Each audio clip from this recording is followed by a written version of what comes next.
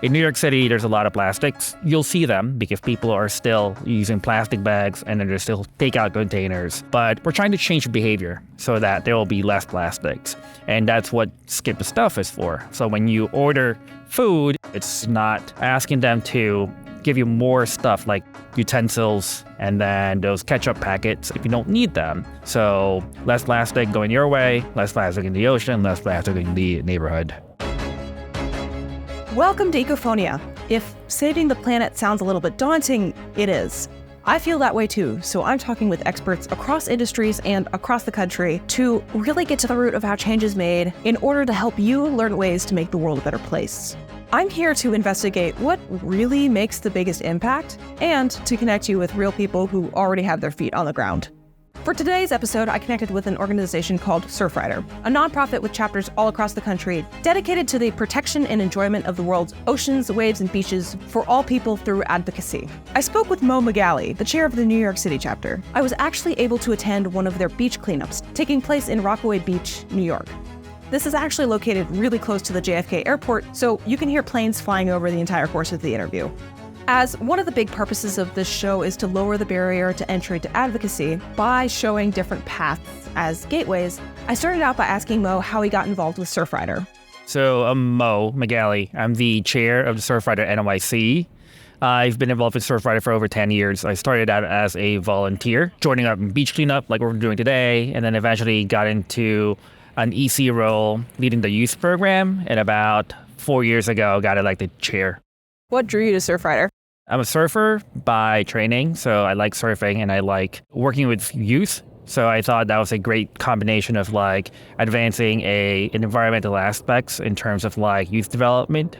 So one thing that we would like to do is we want to create or establish the next generation of ocean advocates. And the one way to do that is to kind of get them engaged into surfing so that eventually they would want to love the ocean and then kind of protect it. So what drew me to do that is the community that Surfrider has created, the initiative it's kind of like leading, and then also the opportunity to really think about how to create the next generation of ocean advocates. Awesome. So I guess can you explain to me what the primary goals and mission of Surfrider are? Yeah, so Surfrider, just to kind of give a bit of a background, it's a national organization dedicated to protecting the ocean, beaches, and waves. So we do this through campaign, programming, and advocacy efforts. Here in New York City, our main goal is to protect the Rockaway coast.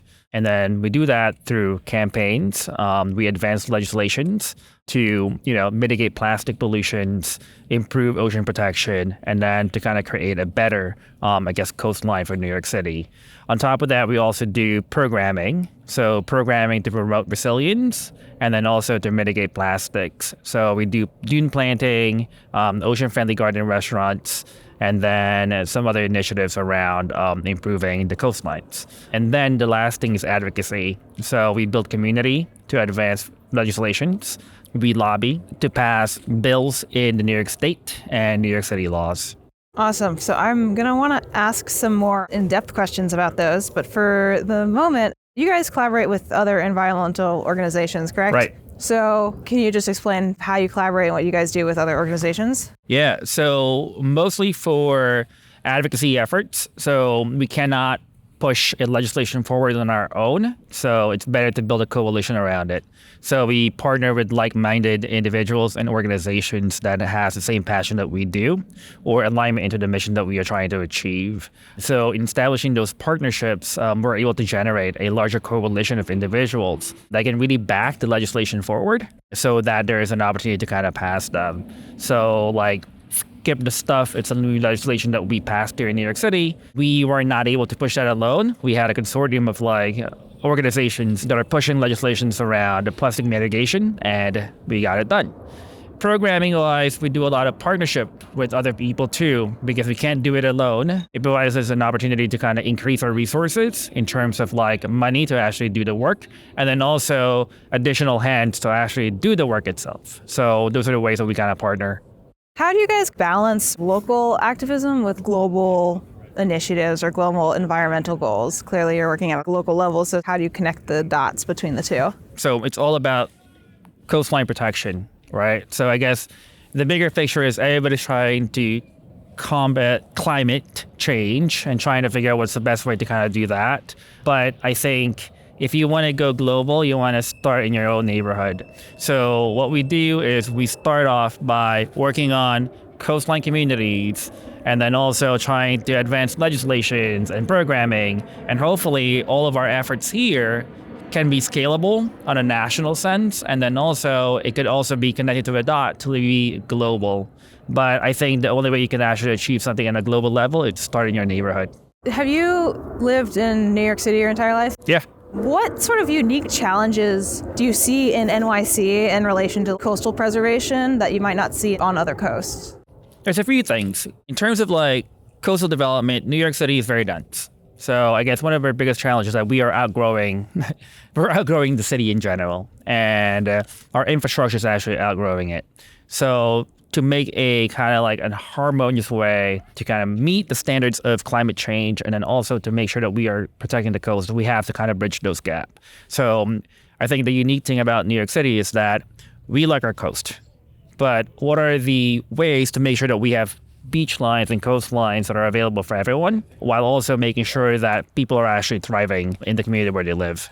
Makes sense. Could we talk about some of the Surfrider initiatives? Can you talk about the Blue Water Task Force? The Blue Water Task Force is actually one of the national programs that Surfrider Foundation runs. In New York City, our Blue Water Task Force team is it's a team of individuals that are dedicated to actually going out into the water to test water quality. So in New York City, the water quality is only tested during the peak season, which is during the summer. And then during off season, nobody actually tests it.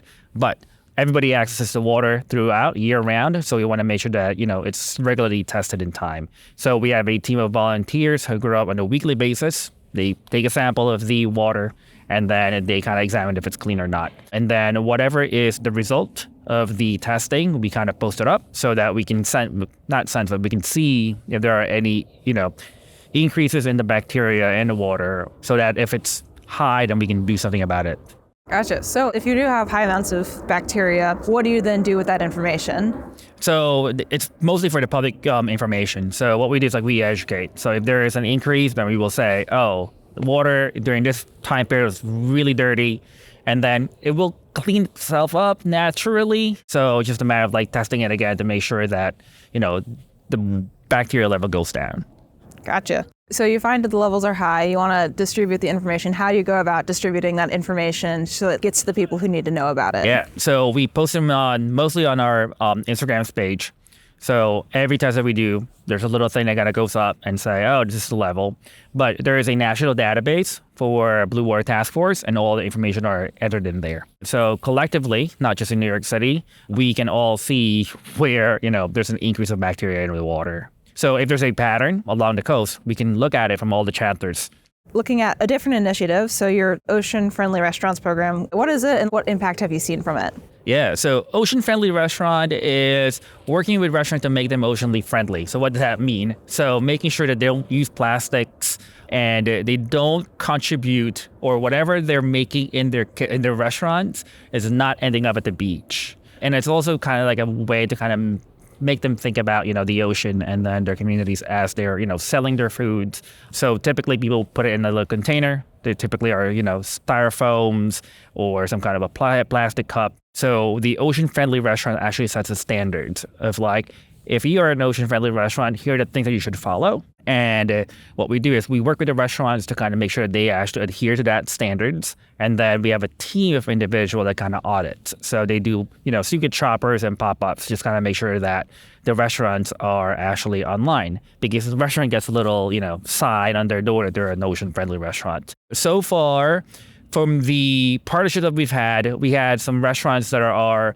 really good in keeping the standards, but it's not enough, especially in communities where you really want to have a to-go kind of aspects to it. So it's something that we're working on, and we're trying to find more restaurants to be part of the program. It's not as big in New York yet, but in California, Hawaii, the ocean-friendly restaurants actually really, it's really growing. So these restaurants that get marked as ocean friendly, have you seen a positive response to that? Are more people engaging it because it's marked as an ocean friendly restaurant? What's the community response to these restaurants being marked that way?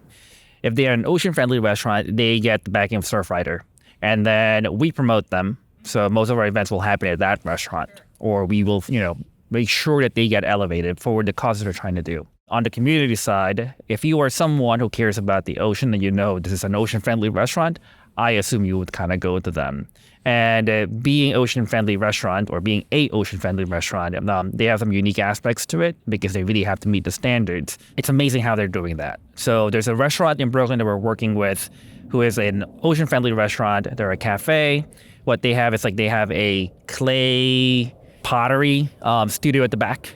So that's how they make their bowls and their cups, and that's what you use at the coffee shop.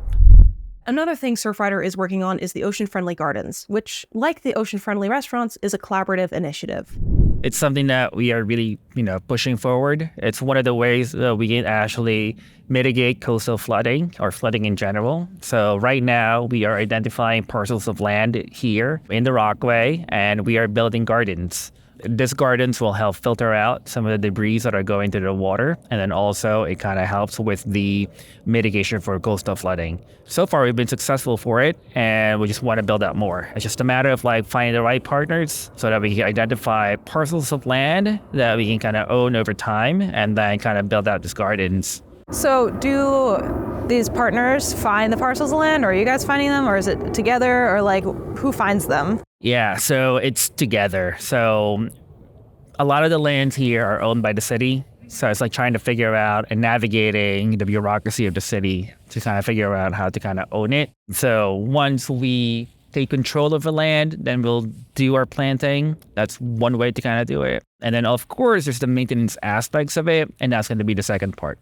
Cool. So have you developed any recently that you have seen do what they're supposed to do, like mitigate the flooding and all that? Or is it too new of a project that you haven't fully seen the full impact yet? I think they're too new. We haven't seen the impact yet. On the national scale, yes. So we've seen models in California of these ocean-friendly gardens. But in New York City, the two gardens that we have, they're working, they're doing what they're supposed to do, but we haven't seen the full impact. And we want to make sure that we do it more, so that we can kind of test out if it's actually working here. Jumping off that, what are some challenges of living on the coast, and where do you see the biggest gap in education about those challenges? Oh, yeah. So there's a few. If you live on the coast, there's a tendency of flooding.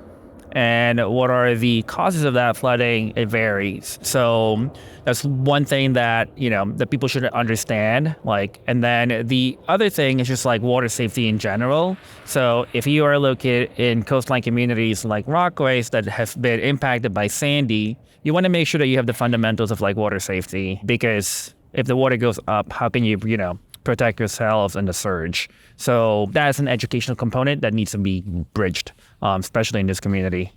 Gotcha. And how do you guys go about bridging it? Is it through these different issues you have, or how do you do local outreach? So we do local outreach to our partnerships with the local communities, and then we're still part of the Water Safety Coalition that's really trying to advance that forward, and just frankly from just doing some educational workshops essentially. So working with the local surf shops, and then also some of the community-based organizations out here, just kind of talk about how do you protect yourself when the water goes up. Is there a message you would like to share about why it's so important to be caring about our coast and beaches and ocean?